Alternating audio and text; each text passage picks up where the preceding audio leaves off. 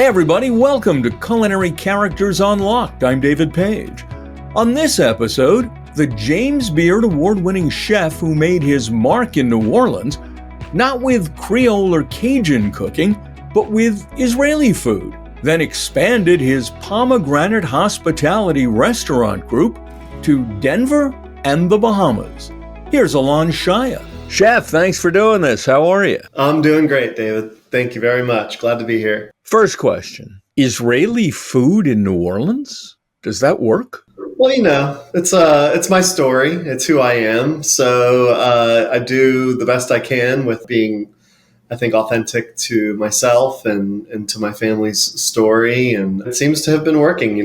Saba's been open now for almost 7 years. We do good business, and the community has really supported us and come along with us for our journey. And so, you put a little shrimp on shakshuka or crab meat on hummus, and it turns out to be pretty tasty. But not kosher. Definitely not kosher. I haven't found a kosher shrimp yet. I'm working on that. Well, my grandfather had a trafe plate in the house just in case. Yeah. You say it's your story. Okay. What's your story? Well, I was born in Israel. My grandmother and grandfather on my mom's side are Bulgarian. My father is Romanian. And when I was 4, my mom and father and sister, we immigrated to America. I grew up outside of Philadelphia. Being an immigrant family, growing up eating Middle Eastern food in my house in Philadelphia, cooked by my mother and my grandmother, and just being exposed to all of these new things at a very young age, I think it really kind of stuck with me and allowed me to kind of build my identity around food for a long time. I really kind of pushed my Israeli background and my cooking that goes along with that aside and focused on Italian food or American food. And over time, just became more comfortable kind of returning to my roots. Well, your parents were immigrants. Presumably they had accents. Were you, not to get too psychologically personal here, but were you afraid as a kid of not being like everybody else, like all the other kids in school? Were you? Yeah. I was very young, 4 years old, 5 years old, and trying to, assimilate into a new culture and a new country. And, I didn't speak English when I came to America. And so I had to learn the language. And so, it was very difficult at that age to feel like you are like everybody else, which I think at that age, everyone wants to feel like. And so, the food I would show up to school with was different, and the clothes I was wearing were different, and everything was a little different. So it definitely, created a sense of me really working very hard to assimilate into a new culture and kind of push my old culture aside. And it wasn't until many years later that I really started to become more comfortable with that. How young were you when you first developed an interest in cooking? I would say from as young as I can remember. I was preheating the oven and cooking dinner for the family at the age of 7. So before that, I was already interested. I think for me, connecting family and food, my grandparents, my Saba and my Safta would come and visit from Israel, and they would come and spend time with us in Philadelphia, and my grandmother would cook, and the house smelled like family, and it smelled like we were together again, and that things were kind of normal a little bit again. And I think that those connected me with a sense of togetherness and that smell of food, like my grandmother roasting peppers and eggplants over the gas stove in our kitchen. From as young as I can remember, like those smells really kind of made me feel home, made me feel comfortable. And so I had an interest from back then. It was your grandmother, though, who was your main inspiration? Yeah, I would say my Safta definitely was a huge inspiration for me. And, my mother is an amazing cook as well. So both my mother and my grandmother just really instilled a sense of caring and love and hospitality all through a beautifully cooked meal. What were you eating? You talked about eating Middle Eastern food growing up. A lot of rice, a lot of roasted chicken, hummus and tabbouleh and cucumber and tomato salads, feta cheese, labna, baba ganoush, different things like moussaka and spanakopita, barekas, stuffed cabbage. Those were all things that were huge parts of my dinner table growing up. Some of that sounds Bulgarian and much of it sounds Middle Eastern. It's kind of a mishmash, isn't it? It is, but tell me food that is not a mishmash. It all is. You think about, quote, Jewish food in America, what you're really thinking about is Central or Eastern European cooking that came here with European immigrants to America. That's not Israeli cooking. What is Israeli food?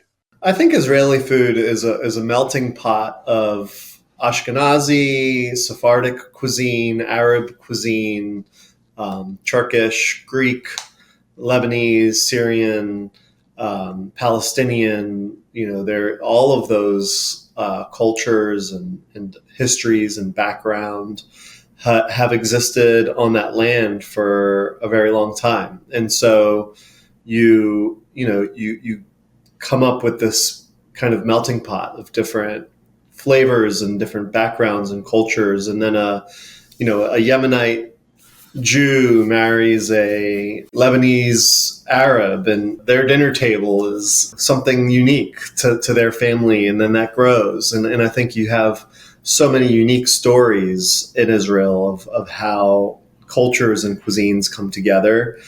Same with my story. My Romanian father, my Bulgarian grandparents, my Israeli mom coming together and creating a dish for a table is going to be unique to our family and unique to our story. So I think that's kind of the best way to describe it, is that it is a melting pot, and it is a combination of different backgrounds and cultures coming together. And I think that that's a really beautiful thing. And I think it's something that should be cherished and celebrated. I think you can make a lot of parallels between Israeli food and American food, in the sense that American food is not just corn and things that are indigenous to North America. It is a combination of many different cultures and immigrants and backgrounds, and it's why we all love tacos and pizza and hot dogs and California rolls in America.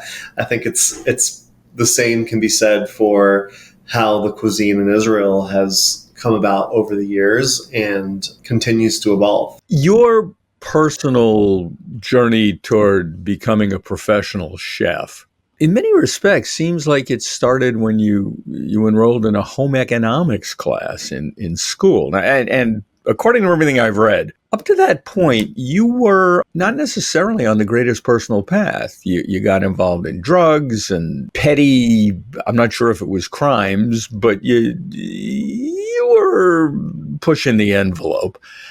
Then you go to home ec class and you meet a teacher and you get interested. Tell me that story. Yeah, Donna Barnett, who is my home economics teacher in high school, I think I really credit her with saving my life and putting me on a path to realize my potential and grow into my dreams. She was and still is like a mother to me. She really helped to get me focused. And we'll be right back. My parents separated when I was very young, and my mother worked 2 jobs. And so my mother was doing all she could to really kind of keep a roof over our head. And I figured out ways to get into trouble. And I got into a lot of trouble and definitely was not the teacher's pet for many of my teachers. But I will say that Donna Barnett was the one teacher that I was really able to connect with. And she saw my passion for food and the talents that I didn't really necessarily know that I had at the time. And she helped to nurture my growth and say, look, you have something that's really unique and something that can really make a career out of. And she helped me figure out that I could go to culinary school and helped me create a pathway there through getting scholarships and grants because we really couldn't afford any type of secondary education. Our family was very poor. So because of her, I think I kind of found the road out of town and was able to really get started fulfilling my dreams. She got me my first job at a restaurant, at a fine dining restaurant at the age of 16 years old. Doing what? I had already been working in food service from the age of 13, washing dishes and sweeping floors. But at the age of 16, she got me my first cooking job at a fine dining restaurant in Philadelphia. I would go to school in the morning and early afternoon, and then I would go and work the hotline until midnight. And I did that, for junior and senior year of high school. What is the passion for cooking for you? Is it to please people? Is it to create something? Is it all of the above? What fuels you? I think the biggest part of it is really making people happy and creating a place where people feel like they can sit and be comfortable and nourish themselves, and we can share stories.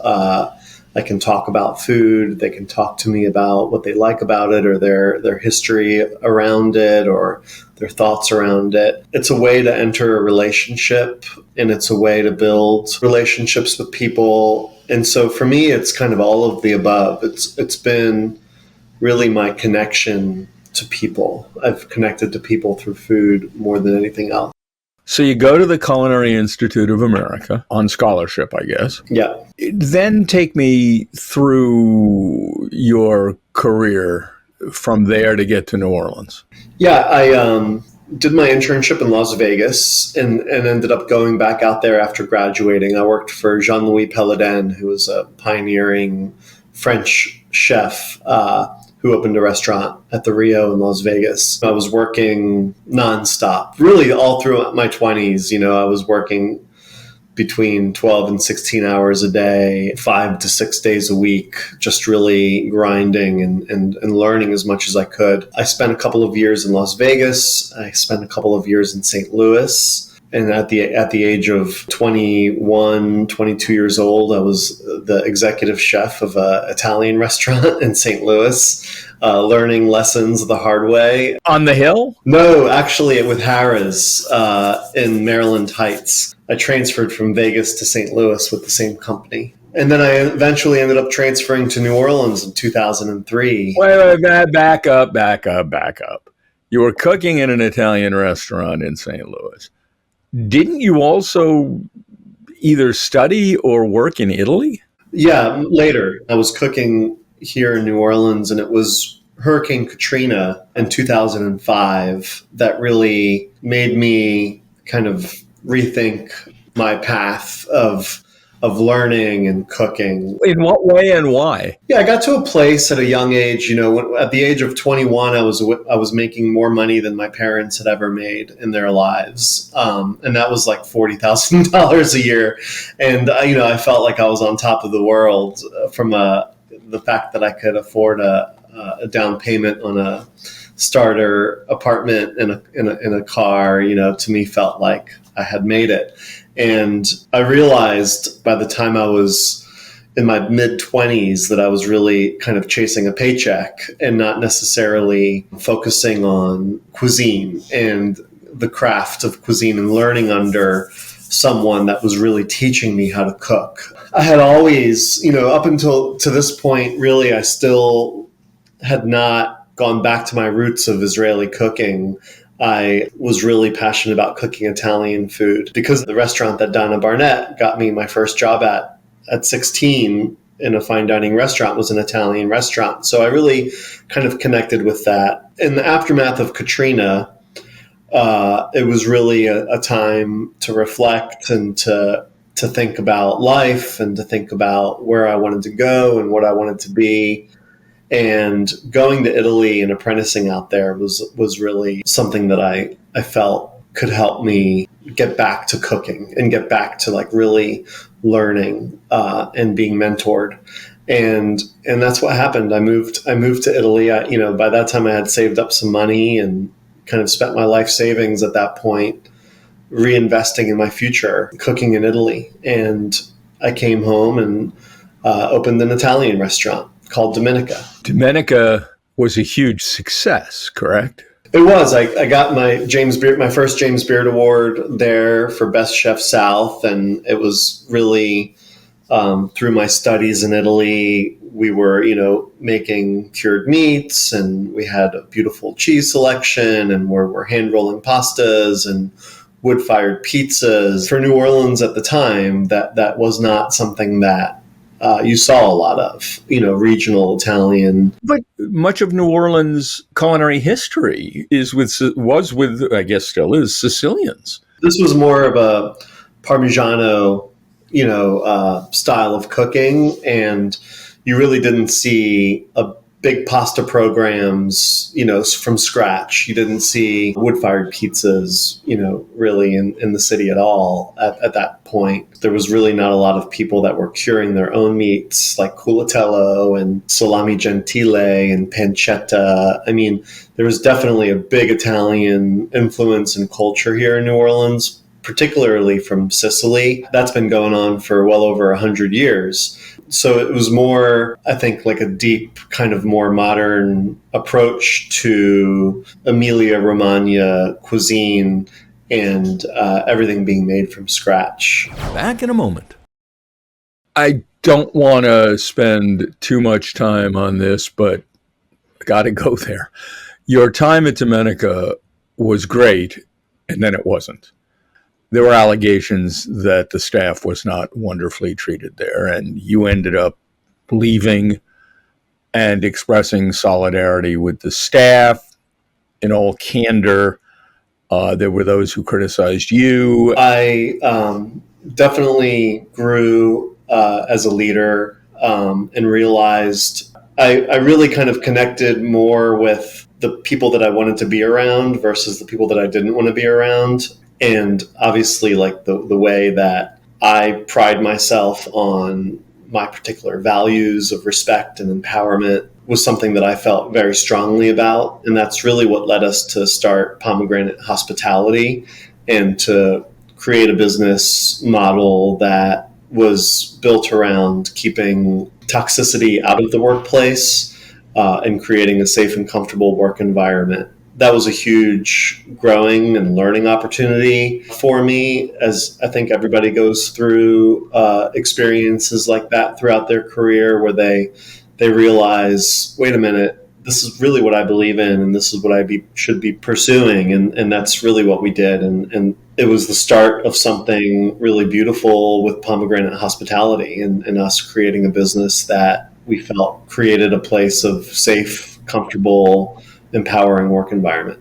You had been, I'm not sure if sneaking is the right word, but at least according to an article I read, you had been sneaking some Middle Eastern flavors and ingredients into this Italian menu for a while. Well, I was calling hummus ceci puree, and I was putting za'atar on my pizza crusts, and as I began to really feel more comfortable with the roots of my family and who I was, and became more confident as a chef, I started to, begin putting some of those things into my cooking. It got to a point where, I realized that I needed to really embrace my history and embrace my grandmother's lessons of cooking that she taught me at a young age. So I began doing that. And, that's what led to the opening of Shaya. And then eventually, when we started Pomegranate Hospitality, to opening Saba and Safta. So you open Saba, which means? Grandfather. This was your opportunity to explore your culinary heritage. How'd it go over?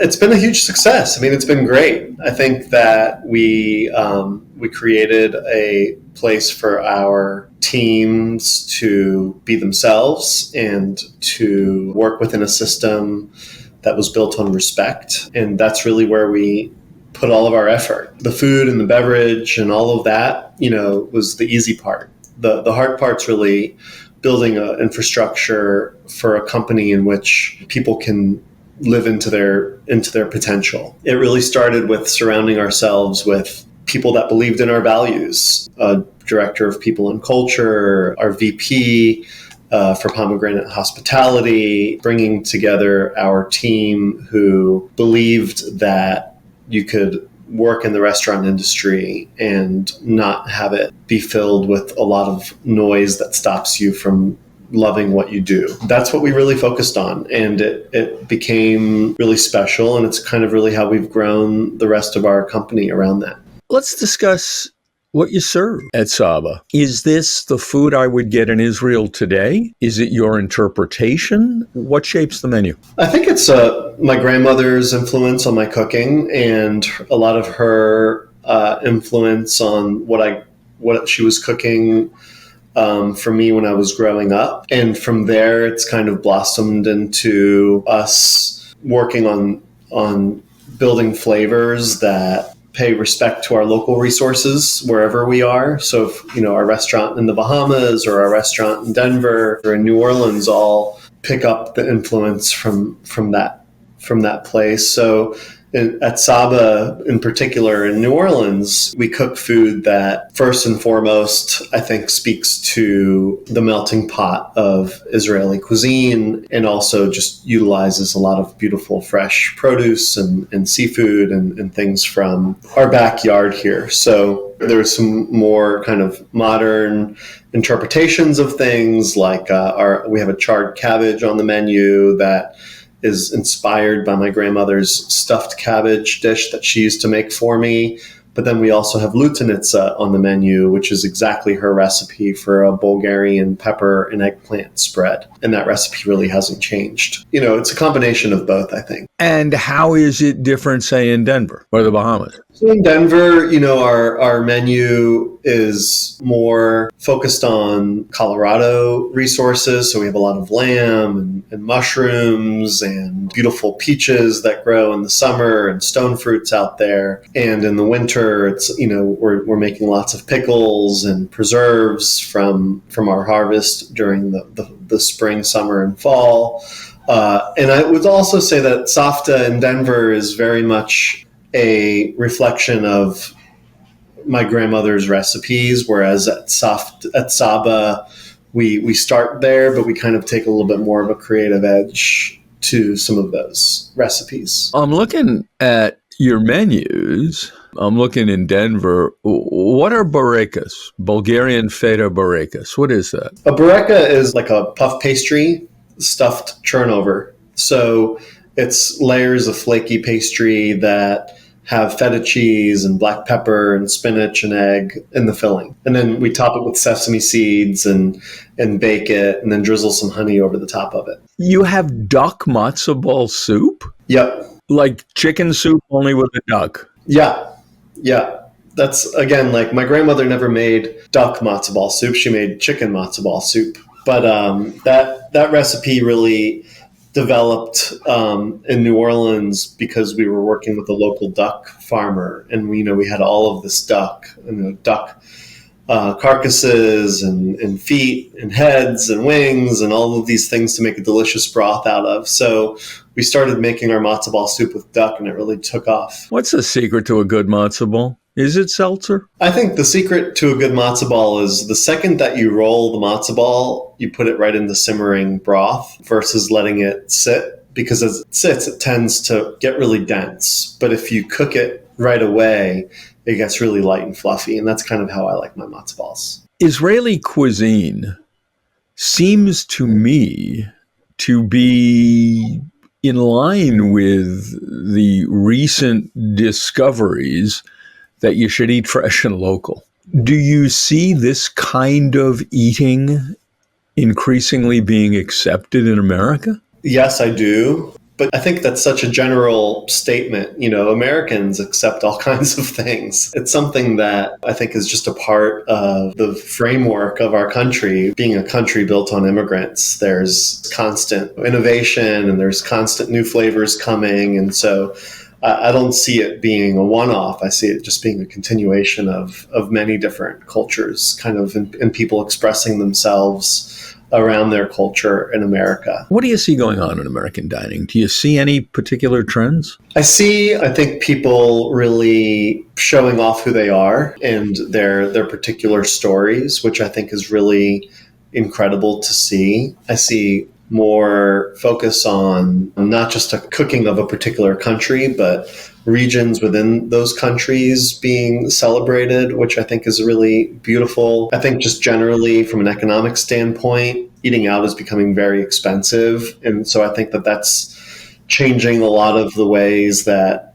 people are running their businesses. They have to be able to stay in business. In what? Give me specifics. Well, like labor costs have gone really up, food costs have gone really up, beverage costs. I mean, all costs are continuing to rise, and rents are going up, and so restaurant operators are having to readjust how they decide to open a business. Is it going to be full service? Is it going to be the attention to detail that you might have had 20 years ago is more expensive today than it was then. So whether it's the quality of ingredient or how many people you have working in the building, so all of that has changed. And I think a lot of it has changed for good in the sense that people are making more money and that the service industry employees are able to earn a better wage. I think that that's a really great thing.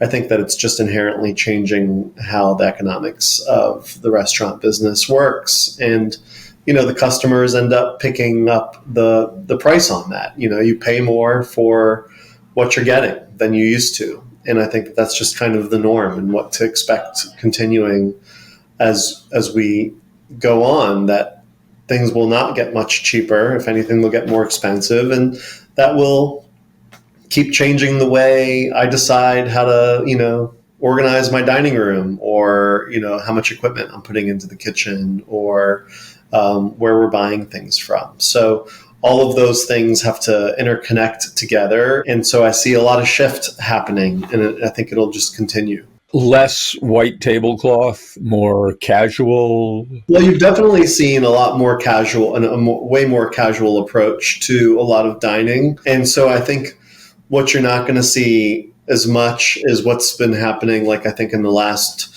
15 years or so, you've seen like a lot of restaurants open that don't have white tablecloths, that have been at a price that is more digestible, but you are still getting really great attention to service, and you're getting really high quality ingredients. And I think that the way that the economics are working now is that middle class, if you will, of restaurants is getting kind of pushed more towards either super casual or super fine dining. And I think that middle section where you want to provide really great attentive service, you want to have the best ingredients, you want to have a really beautiful dining room, but you want it to still be kind of casual and not charge fine dining prices. That's getting harder and harder to manage in that space. What about the push for higher wages for tipped employees? The fact that service employees can make higher wages and begin and really be able to afford to feed their families and find a long-term career in the service industry because of those higher wages, I think that that's great.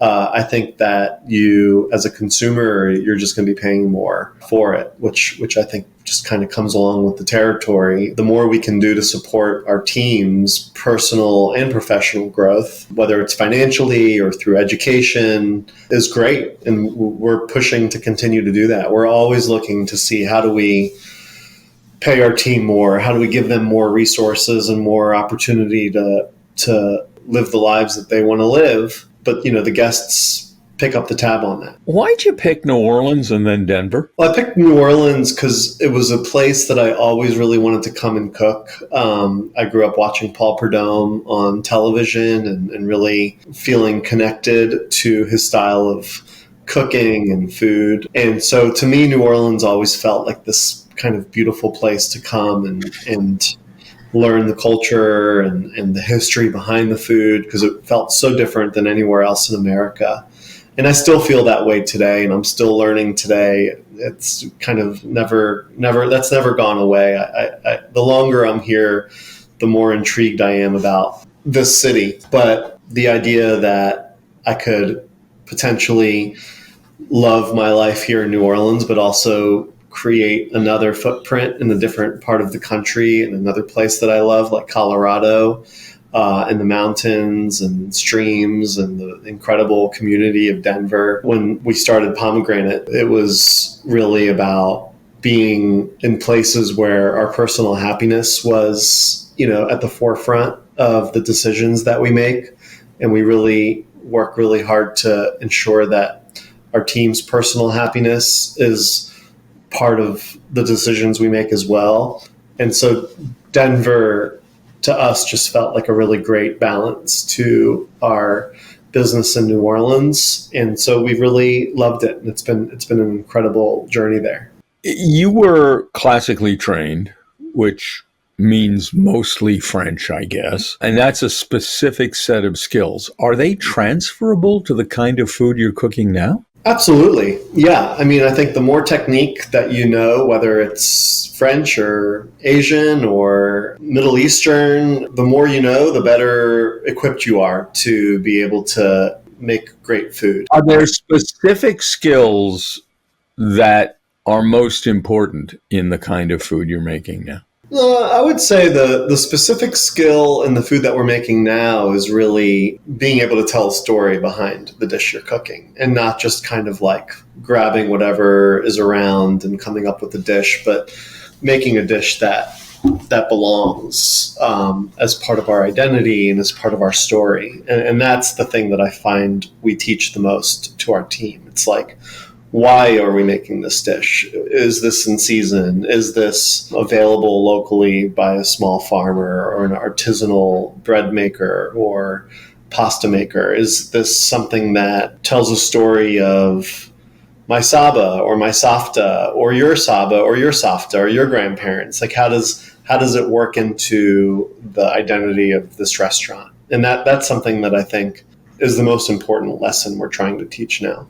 Is it hard to get staff these days? It is. It's always been hard, and it will always continue to be hard. We really put a big focus on hiring people that are aligned with our core values, and that, I think, is the hardest part of the hiring process, is finding people that will align with our values as a company. And so that continues to be something that is, I think, probably the hardest part of our jobs, that all of our Pomegranate team. You were quoted as saying you feel like you're Southern.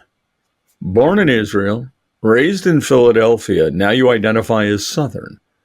What does that mean, and how did it happen? Well, 21 years, 22 years of living in New Orleans and being a part of the fabric of this city, I think really rubs off on you. And it has helped me understand that I like being friendly and open and being a part of a warm, collaborative community. And I've just really, I think, connected with the Southern ethos. My wife is from Georgia. She obviously has a huge influence on me and our family, and I just have really kind of felt comfortable and felt at home eating buttermilk biscuits and drinking iced tea and being in a lot of humidity. I got to ask you this question. What's it like being a judge on Top Chef? It was a lot of fun, It was really an honor and fun to be around such incredibly talented people. I'm a big fan of, Top Chef and Gail and Tom and Padma and the whole crew. And so I really loved it. I thought it was a blast. Chef, it's been an absolute pleasure chatting with you. Continued success. Thank you so much. I appreciate that. Thanks, David. Alon Shaya on Culinary Characters Unlocked. I'm David Page, and I'll see you next time.